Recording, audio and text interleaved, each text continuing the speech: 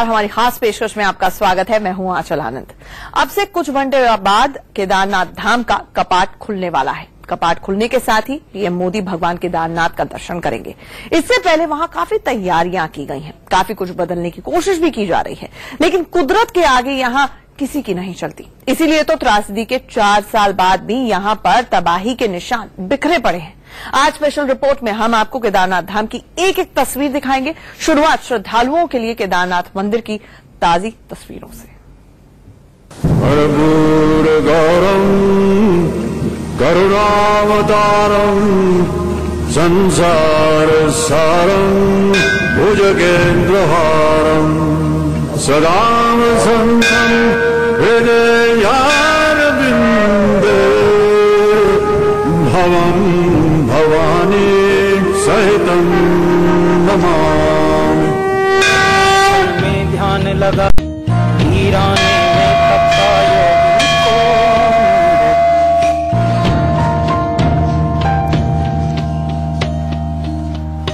नाद न कोई तारा डमरू कभी कबारा मूंदी आंखों से सब देख रहा संसारा। आपकी टीवी स्क्रीन पर ये केदारनाथ मंदिर की सबसे ताजी तस्वीर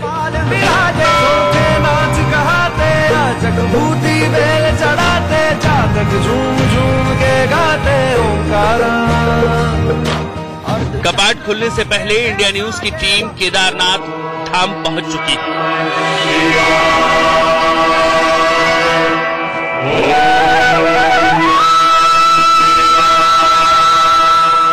केदारनाथ मंदिर बर्फ की पहाड़ियों से घिरा हुआ है और एक बार फिर तैयार हो गया है आम लोगों के लिए, क्योंकि दर्शन का वक्त शुरू हो गया है। अब कपाट खुलेंगे, उसके बाद में जो भी आम आदमी हैं, जो आम लोग हैं, वो यहाँ दर्शन के लिए आ पाएंगे। मंदिर का कपाट खुलने वाला है। मंदिर के बाहर ये नंदी बैल की तस्वीर। बस कुछ घंटे बाद यहाँ श्रद्धालुओं का मेला लगने वाला है। आप केदारनाथ आएंगे तो सबसे ज्यादा चुनौती आपको मौसम से मिलेगी। वजह यह है कि बीच बीच में बारिश और बर्फ गिर रही है। जो पूरा ये रास्ता बनाया गया है, यानी कि केदारनाथ के मंदिर तक 19 किलोमीटर का रास्ता है, जिसमें से करीब 9 किलोमीटर का रास्ता वो पुराना है जो 2013 से पहले हुआ करता था, और 10 किलोमीटर का नया रास्ता बनाया गया है। नए रास्ते के हिसाब से थोड़ी परेशानी उस रास्ते पर है, थोड़ी चुनौतियां उस रास्ते पर है। वजह यह है कि मौसम के हिसाब से सेट बनाए गए हैं, जगह जगह पूरी तरीके से नया रास्ता बनाया गया है। उस हिसाब से दुकानें आपको रास्ते में नहीं मिलेंगी, उस हिसाब से आपको सेट नहीं मिलेंगे जो 2013 से पहले हुआ करते थे रुकने के लिए। लेकिन सरकार की तरफ से कोशिश की गई है कि जो श्रद्धालु यहाँ पहुंचे उन्हें इस बर्फ का सामना करना पड़े या बारिश का सामना करना पड़े तो कहीं कुछ जगह पे आश्रय मिल जाए। अगर आप मंदिर और भोले बाबा में श्रद्धा रखते हैं तो आप समझ सकते हैं कि इतनी बड़ी तबाही के बीच में भी मंदिर को कोई नुकसान नहीं हुआ। इसलिए ज्यादा से ज्यादा अपनी जो भक्ति है, श्रद्धा है, वो दिखनी चाहिए। और जो परेशानी है वो सबसे बड़ी परेशानी इस मौसम से है कि बीच बीच में बर्फबारी हो रही है, बारिश हो रही है, और जिसकी वजह से जो लोग एक लंबा रास्ता तय कर आते हैं उनके लिए चुनौती भरा हो जाता है कि वो कहाँ बीच में रुके और कैसे अपना पूरा का पूरा ये सफर तय करें। जो मौसम विभाग मान रहा है वो भी ये कह रहा है कि इसका सामना करना पड़ेगा आपको इस यात्रा के दौरान, क्योंकि अभी मौसम साफ नहीं होगा, बीच बीच में बर्फ पड़ती रहेगी और बारिश होती रहेगी। तो ये कठिनाई आएगी जब आप केदारनाथ के दर्शन के लिए आएंगे। और श्रद्धालु जो है वो हर साल बढ़ रहे हैं। 2013 के बाद जब 14 में कम थे, 15 में फिर बढ़े, 16 में संख्या और बढ़ी, और इस साल उम्मीद ये जताई जा रही है समिति की तरफ से कि ये संख्या 5 लाख के आसपास पहुंच जाएगी। 3 मई को केदारनाथ धाम में पीएम मोदी आएंगे। कपाट कितने बजे खुलेगा और कौन कौन से वीआईपी और वीवीआईपी यहाँ मौजूद रहेंगे, ये सब बताएंगे। उससे पहले देखिए कि केदारनाथ धाम श्रद्धालुओं के लिए कितना तैयार है।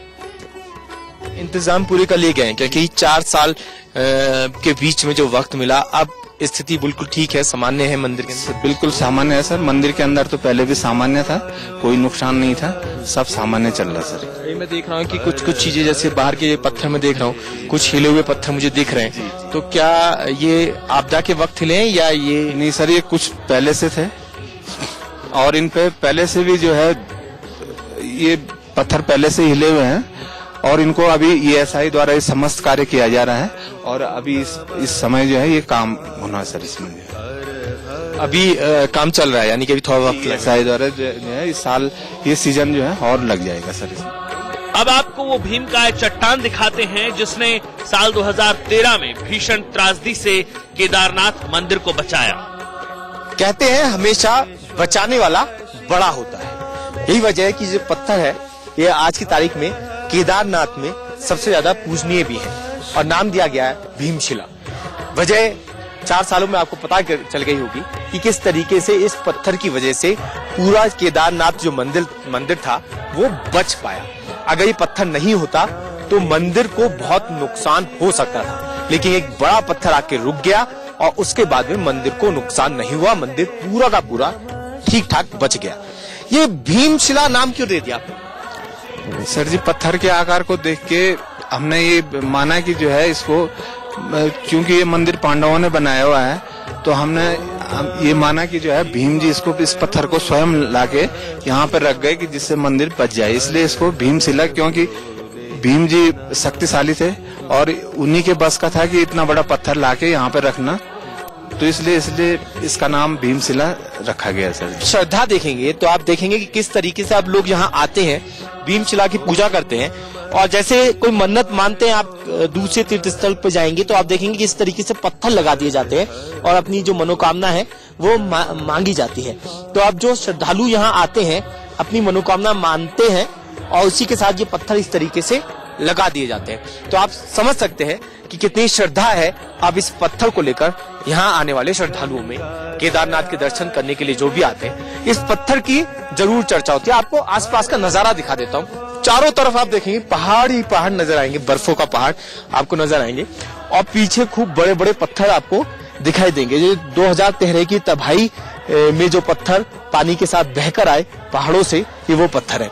लेकिन इनके बीचों बीच ये एक बड़ा पत्थर है जो यहाँ पहुंचा और जिसकी वजह से पूरा का पूरा ये मंदिर सेफ हो गया। आप ये देख सकते हैं पूरा का पूरा ऐसा लग रहा है कि जैसे सिर्फ मंदिर को कवर करने के लिए ये पत्थर यहाँ पहुंचा था और पीछे जो मंदिर था वो बच पाया और उसी मंदिर के सहारे कुछ लोग भी अपनी जान बचा सके। और यही वजह है कि अब इस पत्थर की भी पूजा उतनी ही होती है जितनी केदारनाथ के इस मंदिर की। कैमरा पर्सन पंकज के साथ पुलकित नागर, इंडिया न्यूज, केदारनाथ। साल 2013 की त्रासदी की तस्वीर अब भी लोगों को सिहरा देती है। तबाही के बाद केदारनाथ धाम में दीवारें भी खड़ी की गई हैं। हाड़ कबा देने वाली ठंड के बीच इंडिया न्यूज के रिपोर्टर और कैमरा पर्सन केदारनाथ मंदिर के पिछले हिस्से में पहुंचे, जहां पर अभेद्य दीवार की तस्वीरें कैमरे में कैद हुई। हम लोग केदारनाथ मंदिर के पीछे वाले इलाके में पहुंचे हैं। आप मेरी स्थिति देखकर समझ गए होंगे कि बर्फ यहाँ बहुत ज्यादा गिर रही है और मौसम बहुत ज्यादा खराब है, लेकिन ये तस्वीरें आपको दिखाना इसलिए जरूरी है ताकि आप समझ सकें कि केदारनाथ की सुरक्षा के लिए क्या इंतजाम किए गए और दोबारा से 2013 वाली स्थिति ना हो इसके लिए क्या क्या चीजें बनाई गई हैं, ये आपको बताना जरूरी है। इसीलिए इतने कम टेम्परेचर में बर्फबारी के बीच में हम लोग यहाँ पहुंच चुके हैं केदारनाथ मंदिर के पीछे, और ये वही जगह है जहां से 2013 में आपदा आई थी, जहां से शुरुआत हुई थी और जहां मैं खड़ा हुआ हूँ। एक तस्वीर 2013 से पहले की ये हुआ करती थी कि यहाँ पर होटल थे, लोगों के गेस्ट हाउस थे, लेकिन अब वो सब हटा दिए गए हैं। अब सुरक्षा की दीवार लगाई गई है। निम से हमारे साथ हैं सर, बहुत शुक्रिया आपका कि आप लोग इतना बेहतरीन काम कर रहे हैं। सर, मैं और मेरे दर्शक ये जानना चाहते हैं कि आपने क्या काम किया है ताकि दोबारा से केदारनाथ में 2013 वाली तस्वीर ना हो। केदारनाथ की सुरक्षा के लिए निम ने यहाँ पे 3 स्तरीय सुरक्षा दीवार का निर्माण किया है। जो आपके सामने दीवार दिखाई दे रही है ये उसी का एक हिस्सा है जिसे हम 3rd टियर के नाम से जानते हैं। ये दूसरी दीवार जो आपको नेट के रूप में, वायर नेट के रूप में नजर आ रहा है, ये सुरक्षा के लिए ही बनाया गया है।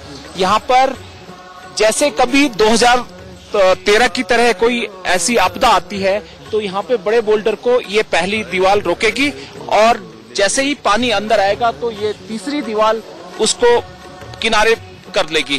सर, आपने ये दीवार यहाँ पे क्यों लगाई? इसके पीछे क्या है? क्योंकि पिछली बार भी आपदा यहीं से आई थी। क्या क्या चीजें थोड़ा हमारे दर्शकों को समझाइए।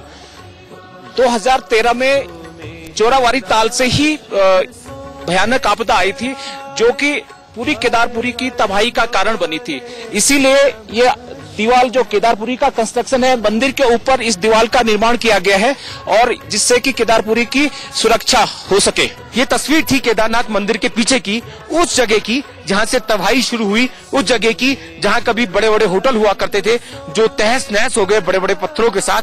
और कोशिश थी ये दिखाने की कि अब आपका हमारा केदारनाथ मंदिर कैसे सुरक्षित किया गया है और क्या कदम उठाए गए हैं उसकी सुरक्षा के लिए।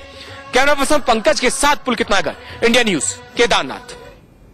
2013 की आपदा के बाद से भारतीय पुरातत्व सर्वेक्षण विभाग को मंदिर के संरक्षण की जिम्मेदारी दी गई है। साथ ही नेहरू इंस्टीट्यूट ऑफ माउंटेनियरिंग यानी कि NIM वहां की तस्वीरों को बदलने में जुटा हुआ है।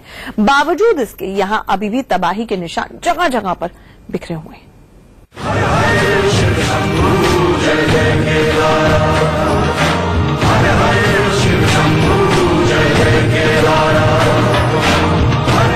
इंडिया न्यूज की टीम 19 किलोमीटर पहाड़ी रास्तों पर चलकर मौसम की मुसीबतों से लड़कर केदारनाथ धाम पहुंची। तो मंदिर के बगल से साल 2013 की तबाही के निशान दिखे। आप ये देख सकते हैं केदारनाथ मंदिर आपको सामने नजर आएगा, और ये पूरा केदारनाथ मंदिर का रास्ता है जो नया बनाया गया है। और इसके ठीक अगर आप दूसरी तरफ देखेंगे, यानी कि इधर की तरफ, तो ये 4 साल पहले जो तबाही हुई थी उसके निशान अब भी मौजूद है। ये पूरा का पूरा मलबा पड़ा हुआ है, और ये घर हैं जो उस समय पूरी तरीके से तैयार थे, लेकिन अब तबाही के बाद से टूटे पड़े हैं। ये आप ही के हैं जी? जी सर, कितना बड़ा घर है ये? मैं डीपी भगवाड़ी हूँ, यहाँ का तीर्थ पुरोहित भी हूँ, वैसे मैं एडवोकेट भी हूँ। ठीक है भगवाड़ी जी, ये हमारे अपने जजमानों के लिए उनके डोनेशन से हमने बहुत धीरे धीरे इनको लोगों को बनाया था। कई पीरियड में जो तस्वीर दिख रही है वो ये कि अभी तक इसे छेड़ा नहीं गया है। हाँ सर। और उस समय लोग भी रहे होंगे इसमें? बिल्कुल, निश्चित रूप से लोग रहे। हमारे परिवार के कई लोग थे, उसमें जो है 6 लड़के हमारे एक्सपायर हुए हैं। 10-12 स्टाफ काम करने वाले थे जो यात्रियों को सेवा शुश्रूषा देते थे। और उस समय ये हुआ कि जब ये एवलंच आया, अभी क्योंकि इसे छेड़ा नहीं गया, ये ऐसे ही है। और उस समय इसमें लड़के भी थे, आप जैसे बता रहे हैं कि 10-12 लोग थे, तो इसके अंदर तो डेड बॉडी हो सकती है अभी। मे भी, निश्चित रूप से। लेकिन अब ये तो ऐसा है ना कि इतना मलबा है, 10 फीट मलबा है, बड़े बड़े बोल्डर हैं, एक एक बोल्डर की 9 फीट या 9 मीटर 10 मीटर की हाइट है।